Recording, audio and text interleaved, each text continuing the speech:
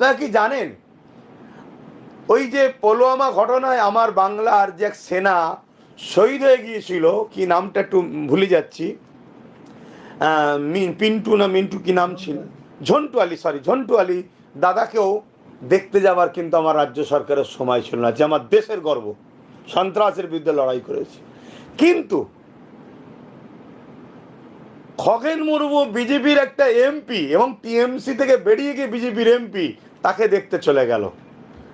বাহ বাবা বাবা, তাহলে ভাবুন, আমি যে বলতাম টাকা রিপিট আর রিপিট, কবে ভাববেন, বিশেষ করে এই সংখ্যা লঘু মুসলিম সমাজ কবে ভাববেন? আজকে বড় দুঃখ, কেউ কখনো তার কওমের কেউ নেতৃত্ব দিলে তাকে দালাল বলে না, শুধু মুসলমান।